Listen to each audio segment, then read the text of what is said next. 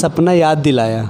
तो जब आप आईएएस बन गए, रिज़ल्ट आ गया, तो रिज़ल्ट से कितनी देर बाद आपने पलक को फ़ोन किया? आई थिंक उसी दिन मे बी मैं आपको बताऊं, जब रिज़ल्ट आया था तो आधे घंटे तक तो मैं कुछ एक्सप्रेस ही नहीं कर पा रहा था। मतलब मैं ब्लैंक हो चुका था कि मैं किसे कॉल करूं, क्या करूं, कुछ समझ में नहीं आ रहा था। हाँ, तो उस टाइम काम नहीं कर रहा था कुछ।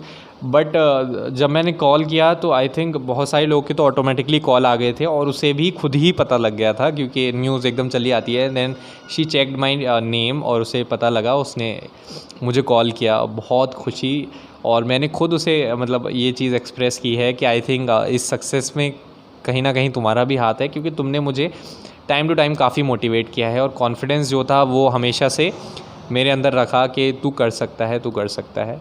तो अभी बहुत खुश, मतलब व्यूवर्स पिछले वीडियोस दूसरे चैनल्स के देखकर सवाल आए, मेरे मन में भी आया, मैं कहूँ आपसे, अगर कि आप लो कर रहे थे उस समय जब पलक ने आपको ये बताया था कि आप लो कर रहे थे, साथ ही साथ आप यूपीएससी भी करना चाहते थे, एक साथ दो चीज़।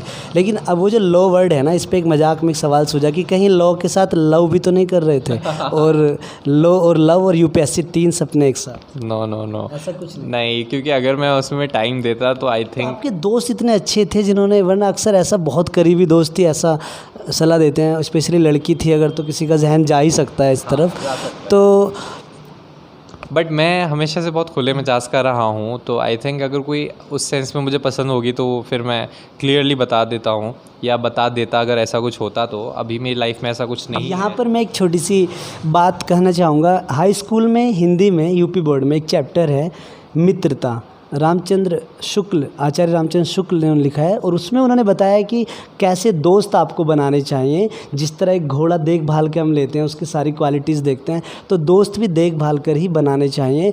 आप देख सकते हैं कि सैफुल्लाह की सफलता में उनके जो दोस्त हैं, उनकी जो फ्रेंड हैं, लड़के हों या लड़कियाँ, उनका कितना बड़ा रोल रहा है। शायद आगे भी बातचीत में निकल के आएगा उनके दोस्तों का कुछ और तरह का रोल। तो हाँ, तो उसके बाद दोस्तों का काफ़ी रोल रहा है। बट फिर मैनेजमेंट फिर बाद में इशू आता है कि मैनेज कैसे करना है। तो जैसे मैंने बताया कि मैंने दोनों चीज़ों को मैनेज करने की कोशिश की। परेशानियाँ भी होती थीं, काफ़ी डिफ़िकल्टीज़ भी आती थीं, कभी लगता था कि नहीं हो पाएगा, मतलब इतनी सारी चीज़ें आप कैसे करोगे।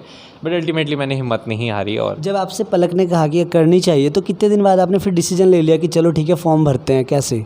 आई थिंक इमीडिएटली मैंने डिसाइड कर लिया था, और मैंने घर वालों से बात की। घर वालों ने कहा हाँ, क्योंकि हम तो हमेशा से यही चाहते हैं, और अगर तुम भी इस चीज़ के लिए अब अड़िग हो गए हो तो। पूछा घर वालों ने कि तुम्हें अब किसने अचानक से कैसे याद आ गया? पूछा? हाँ, आई थिंक पूछा था, और मैंने बताया था कि मेरी फ्रेंड है, तो उसने मुझे बताया है। क्योंकि मेरे घर वालों को पता है कि मेरे मतलब मेरा जो सोशल सर्कल रहा है वो काफ़ी डाइवर्स रहा है, मतलब भिन्न भिन्न प्रकार के लोग मेरे दोस्त और यार रहे हैं।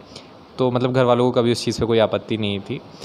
तो मैंने बताया था घर वालों को कि मेरी क्योंकि मैं CS की तैयारी स्टार्ट करने वाला था, तो मैंने बोला मैं CS नहीं करूँगा अभी मैं सिविल सर्विसेज ही करूँगा, क्योंकि मेरी एक फ्रेंड है, उसने भी मुझे बताया है, और मेरे माइंड में हमेशा से यही था। इस टाइम मैं अभी रियलाइज़ नहीं कर पा रहा था उस चीज़ को।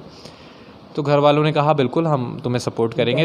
हाँ, कि तुम्हें जो भी किसी भी तरह की असिस्टेंस चाहिए, जो भी है, तुम कोचिंग करना चाहते हो कोचिंग करो, या फिर तुम खुद से करना चाहते हो, मतलब जैसे तुम्हें ठीक लगता है वैसे तुम। तो क्या किया इसके लिए? सबसे पहले फॉर्म ही भर दिया आपने, या किसी से मुलाकात की इस सिलसिले? आई थिंक मैंने मुलाकात तो की थी कुछ लोगों से जो इस तैयारी में थे। मैं कुछ कोचिंग सेंटर्स पे भी गया था, प्राइवेट कोचिंग सेंटर्स पे। मैंने उन लोगों से बातचीत की, उन लोगों से पूछा कि मतलब मुखर्जी नगर गए थे क्या?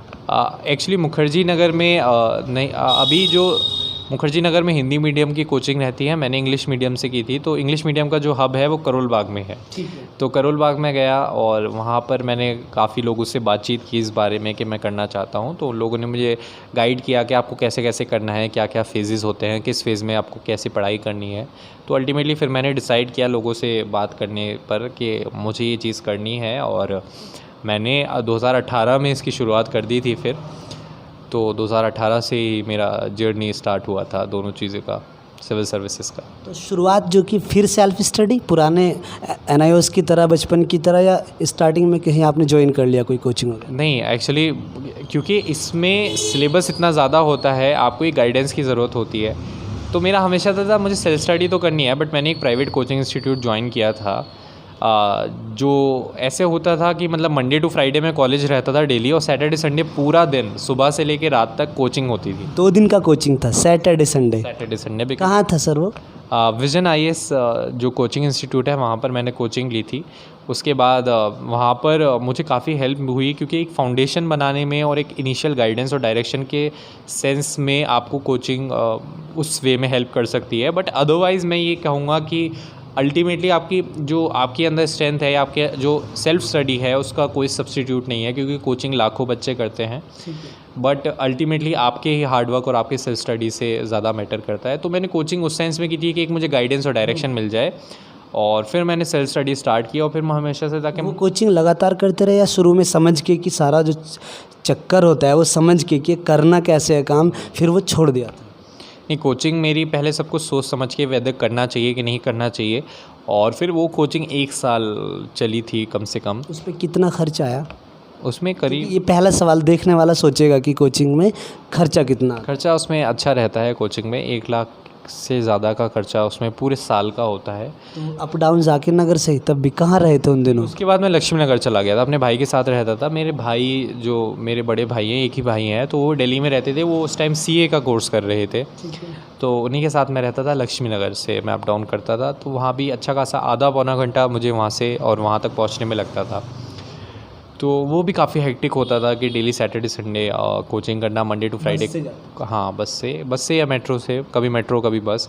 तो वो चीज़ काफ़ी स्ट्रगलिंग थी। बट उसके बाद फिर मेरा जामिया का था कि जामिया में मुझे एंट्रेंस होता है, जामिया का भी इंटरव्यू होता है वहाँ की कोचिंग के लिए। वहाँ पे कोचिंग ऐसे क्लासेस नहीं देते हैं, वहाँ पे एक माहौल दिया जाता है, एक एटमॉस्फेयर प्रोवाइड करते हैं जहाँ पे आपको अच्छे से आप तैयारी कर सको। तो बात चलते चलते साहब भाई, रोकूंगा आपको, बात चलते चलते अब जामिया पे आ गई है, तो हम इस वीडियो का यहीं पे ब्रेक लेते हैं, क्योंकि हम लगातार बात नहीं करेंगे। हम इसको अलग अलग वीडियोस में बात करेंगे, अलग अलग हिस्सों में आपको बताएंगे। सैफ की जो सफलता है उसके हर पहलू से रूबरू कराएंगे अलग अलग पार्ट में।